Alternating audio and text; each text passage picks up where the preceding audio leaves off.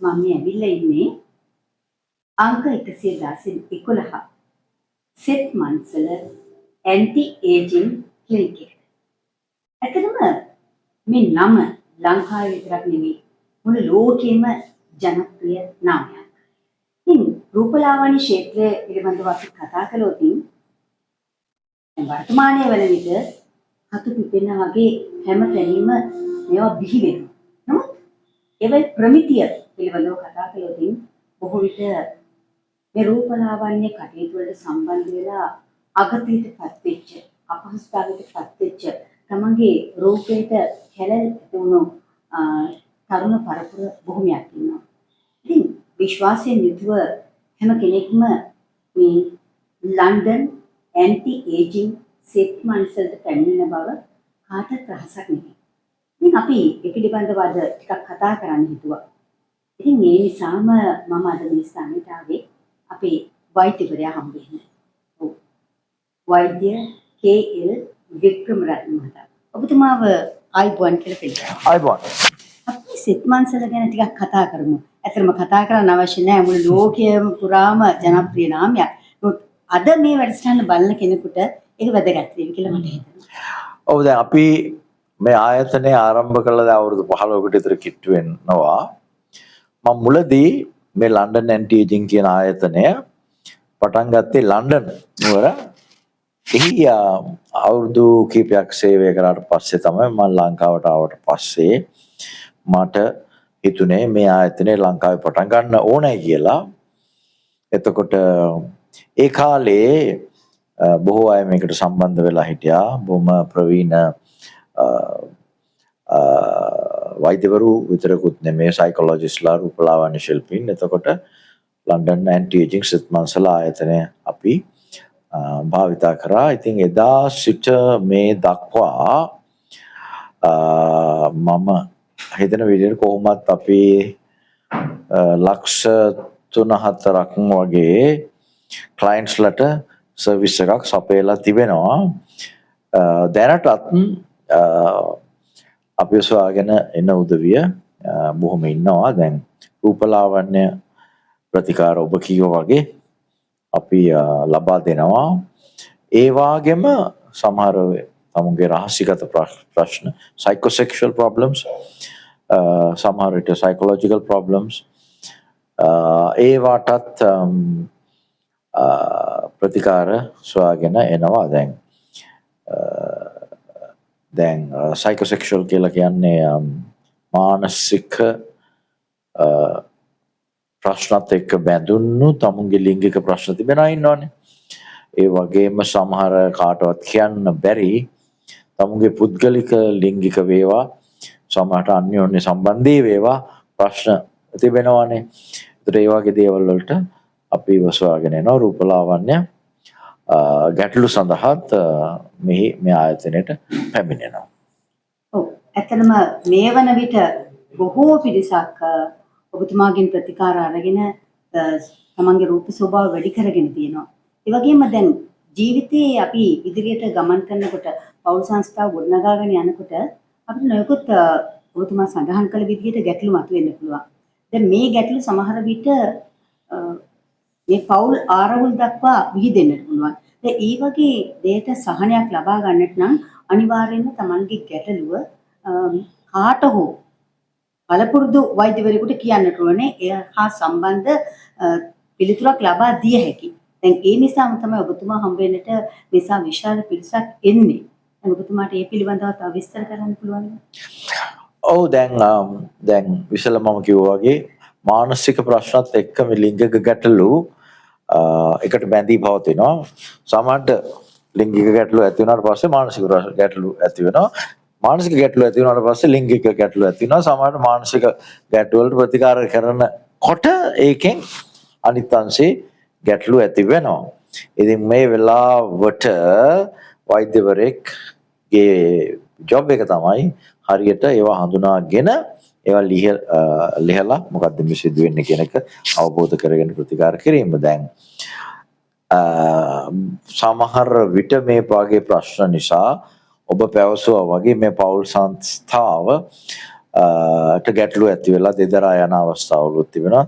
දැන් ලංකාවේ විශේෂයෙන් තිබෙන ප්‍රශ්නයක්නේ දැන් ඔබ දන්නවා අපේ යම් කිසි තරමකට ගතානුගතික සමාජයක් ලංකාවේ තිබෙනවා.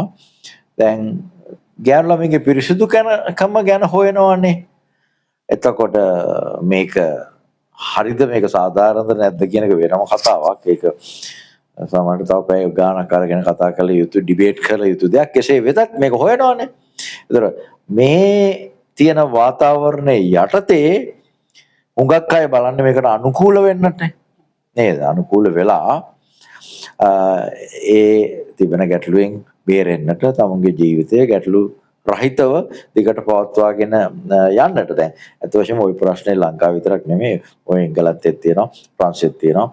ප්‍රංශේ නම් එහෙම ඔකට යන මුදලින් කොටසක් ආණ්ඩුව රජය දරනවා. ඉතින් ඒ වාගේ අවස්ථාවල් වලත් අපි සොයාගෙන එනවා. ඉතින් විශ්වාසදායක සේවයක් ලබා දීම නිසා ලැබෙන ප්‍රතිඵලය පිළිබඳව අපි සාහිතික වෙන නිසාත් මෙම ආයතනය ඒ වගේ ගැටලු වලටත් සොයාගෙන එනවා නිතර පහේ.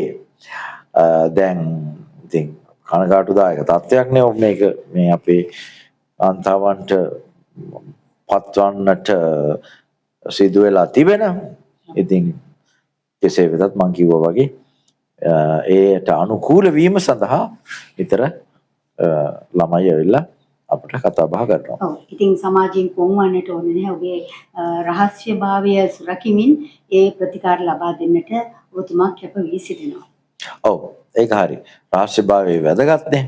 මේක සුළු ප්‍රශ්නයක් නෙවෙයි. සමහර අවස්ථාවල් වල ළමයි දිවිනසා ගන්න බව පෙළඹිලා තියෙනවා. තව සමහර අවස්ථාවල් වල මේකට සර්විස් එකක් තියෙනවා කියලා දන්නේ නැති නිසා ගෙදරට වෙලා අනේ මට කසාද බඳින්න බෑ කියලා මේක පහු කර ඉන්නවා. ඉතින් අවසානයේදී දැන් ප්‍රශ්නයයි විවාහය දෙකම කල් ගිහිල්ලා ජීවිතේ අතරමං වෙලා තව වයෝවෘද්ධ වෙනවා. හරියට හරි. ඉතින් කනස්සල්ල පමණක් ඉතුරු වෙනවා. ඉතින් ලක්කයකට සමහර අවස්ථාවල ආයතනය ගැන මේ සර්විස් එක ගැන දැනගන්නවා. ඒ අවස්ථාවේදී එනවා ඒගොල්ලෝ අපි ගාවට. ඒ ටිකක්ද? ඔව්. ඊළඟට සින්දු වලට යන්න ඕනේ. ඔව් සින්දු වලට යන්න ඕනේ. ඒ ටික ඔව් ඊගාවට අම්මා අහනද මේක ස්ත්‍රී පුරුෂ දෙපක්ෂයටම පුරුෂ පැත්තට පොඩ්ඩක් එන්න. දැන් මේ බොහෝ විට මේ වගේ ගැටලු වලදී ඉදිරිපත් වෙන්නේ පුරුෂ පක්ෂයේද මේ විදිහේ ගැටලු වලදී ඉදිරිපත් වෙන්නේ පුරුෂ පක්ෂයේද නැත්නම් කාන්තා පක්ෂයේද? ඔව් දැන් ඔය කියපු ගැටලුව නම් බොහෝ විට කාන්තා පක්ෂයේ ගැටලුවක්නේ. ඒදී අත් වශයෙන්ම ඉදිරිපත් වෙන්නේ කාන්තා පක්ෂයේ මව. ඒ කියන්නේ මේ පිළිබඳව හොඳ දැනුවත් භාවයක් තියෙනවා. සහ මවට තමයි මේ කැක්කම තියෙන්නේ. දුවට වැඩි කැක්කම තියෙන්නේ. මෙතන දැවිල්ල මෙතන කැක්කම තියෙන අම්මටනේ. එහෙම නේද? මව් සෙනෙහස. අදවතින්ම ඒකන මව් සෙනෙහස. එතකොට ඒක නිසා අම්මලා තමයි එක්කන් ඇවිල්ලා මේකට ගැන කතා බහ කරලා මේකට පෙළඹිලා සර්විස් එක සේවය ලබා ගන්න. නමුත් ඔබ කිව්වා වගේ පිරිමි අයටත් නොයෙකුත් ප්‍රශ්න තිබෙනවා. මේවා නිසා සමහර විට අපි ඉස්සෙල්ලා කතා කරා වගේ විවාහ සංස්ථාව දෙදරා යන්නට පුළුවන්. නොයෙකුත් ගැටලු තිබුණා. දැන් උදාහරණයක් විදිහට මේ එන්නත කොවිඩ් එන්නත ලබාගත් අයට නොයෙකුත් යුග දිව්‍ය සාර්ථකව පවත්වා ගන්නගෙන යාමට නොහැකි වන අන්දමේ ප්‍රශ්න ඇති වෙලා තිබෙනවා. එතකොට පෞල් සංස්ථාව දෙදරනවා. ඉතින් ඒගොල්ලොන්ගෙනුත් ලොකු ඉල්ලුමක් ලොකු උනන්දුවක් මේ ගැන තියෙන්න එපා. ඉතින් ඒ උදවියත් නොයෙකුත් පුරුෂයන්ට ඇතිවෙන ආබාධ පිළිබඳව සමහර ප්‍රමාණයේ ප්‍රශ්නයක් වෙන්න පුළුවන්. සමහරට අනොත්ීමේ ප්‍රශ්නයක් වෙන්නට පුළුවන්. ඒවා ගැන ඇවිල්ලා කතා කරලා ඒ සේවය ලබාගෙන එම රෝග සමනය කරගන්නවා. දැන් ඔබතුමාව හමු වෙලා මේ වගේ ගැටලු විසඳ ගන්න ඕනේ නම් බොහෝ දෙනෙක් ඉන්න බව දන්නවා. මොකද මේක හිතෙන් දුක් විඳින ඉන්න ගැටලුවක්. ඒ නිසා මේ ගැටලුවට විසඳුම් සොයාගන්න එක හරිම ඉක්මනින් කළ යුතු දෙයක්. ඒ නිසා ඔබතුමාගේ දුරකථන අංකය සඳහන් කළොත් හොඳයි.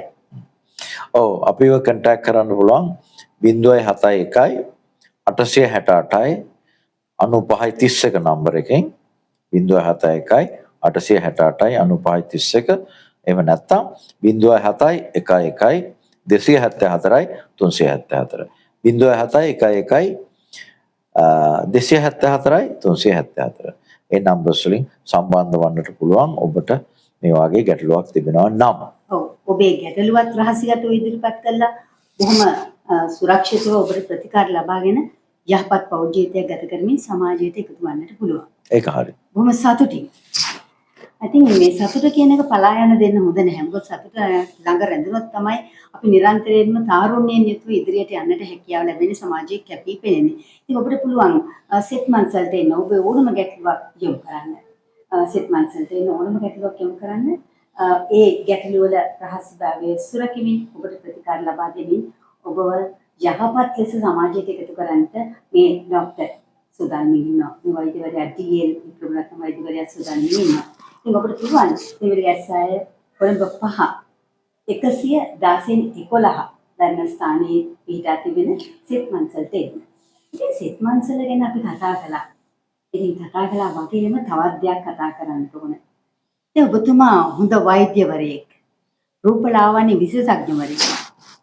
කොහොමද මේ ගීත රචනාවට සහ ගීත ගායනයට යොමු වුනේ? සංගීතඥයෙක් හැටියටත් ඔබතුමා හඳුනා දෙන්නට පුළුවන්. මොකද බොහෝ නාලිකාවල ඔබතුමාගේ ගීත ඉතාමත්ම ජනප්‍රියයි.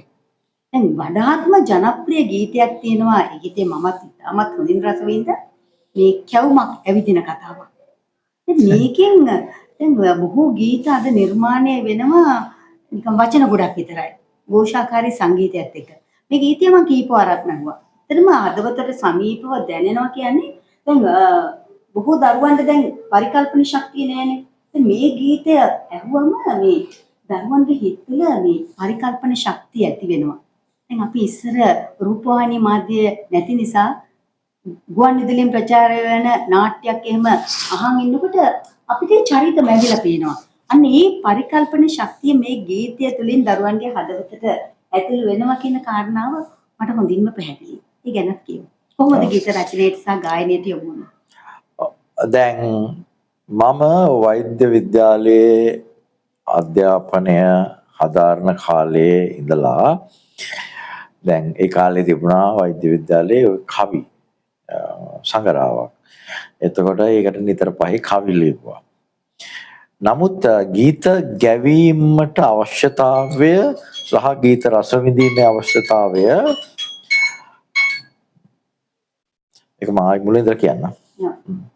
දැන් මම වෛද්‍ය ඒක ඔෆ් කරලා දාන්න.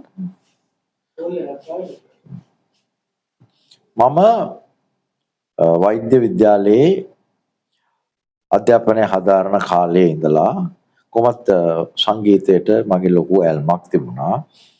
අපේ මගේ පවුලේ උදවියත් සංගීතයට බොහොම ඇල්මක් තිබෙන නිතර පහේ ගීත ගායනා කරන අය.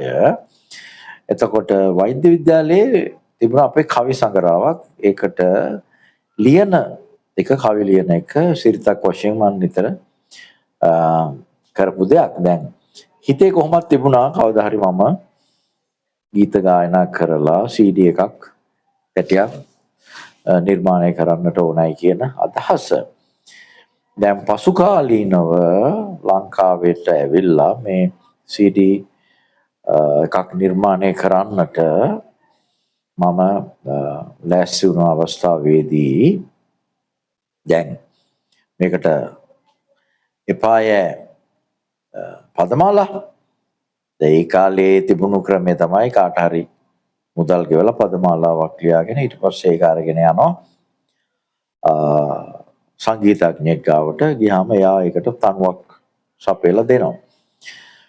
දැන් මම දැන් උදාහරණයක් විදිහට රෝහණ වීරසිංහ මහත්මයා හම්බෙන්න ගිය අවස්ථාවේදී රෝහණ වීරසිංහ කියපු දෙයක් තමයි ඔයා මොකටද මේ එක එක්කෙනාට සල්ලි දීලා සින්දු ලියාගන්නේ මේ ඔයාගේ සින්දු හොඳයි නේ ඒගොල්ලන්ගේ සින්දු වලට වැඩිය කියලා. ඊට පස්සේ මම උනන්දුනා මමම සින්දු ලියන එකට.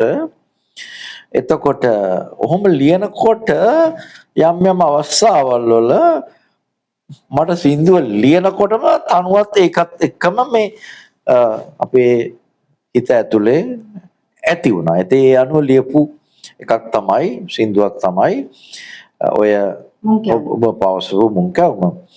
දැන් එංගලන්තෙත් මේ කතන්දරේ තියෙනවනේ ජින්ජර් මෑන් කියලා.